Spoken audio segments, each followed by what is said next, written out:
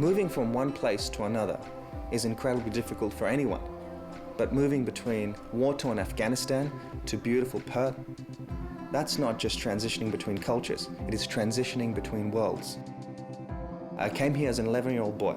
I didn't know the language, I looked different to everyone else around me, I didn't know the culture. The things that other people took for granted, I had to learn consciously. And on top of all this, I was a teenager. My mum's my hero. Not only has she adjusted to this Australian culture, but she has thrived. She has retrained as a nurse, and she's made a home for us here.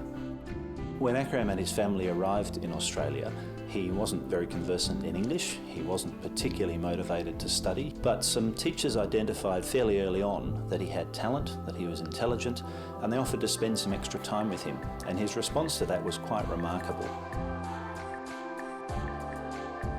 After finishing high school, I was incredibly lucky to go to the University of Western Australia. I was also incredibly fortunate to have been given a scholarship to come to St George's College. Now, St George's College is a world I couldn't even imagine as a kid growing up.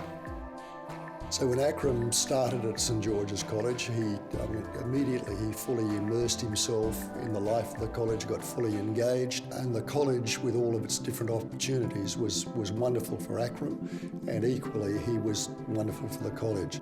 While living at St George's College, our chaplain, Richard Pengelly, approached me and asked me if I'd be interested in going up north and mentoring some young Indigenous kids. I didn't know what this would involve, but it sounded like a great adventure.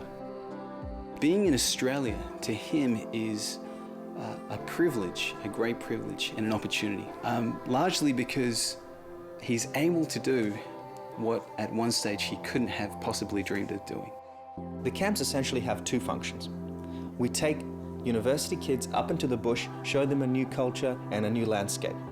And to the Indigenous kids, we give them a face to university and present that as a possibility if that is something they would like for their life. The first time I went up to Luma, which is about 200 kilometers east of Broome, I discovered such a rich diversity amongst our Indigenous Australians. I fell in love with that beautiful red dirt, and I fell in love with that gorgeous Kimberley mob. And in the process, I learned a little bit about myself too. And the kids in Luma absolutely love their land. They love showing you around, they love sharing their local knowledge with you, and their eyes just light up every time you ask them about family. He's been extremely successful. He will graduate in the coming months with a degree in 3 areas. Where will he be in the future? Well, my response to that would be anywhere. I mean, a politician, he could be Prime Minister of Australia. With my unique background, with my education, and with my community work, I would love to help contribute to Australians having a deeper sense of connection to this land and to this country.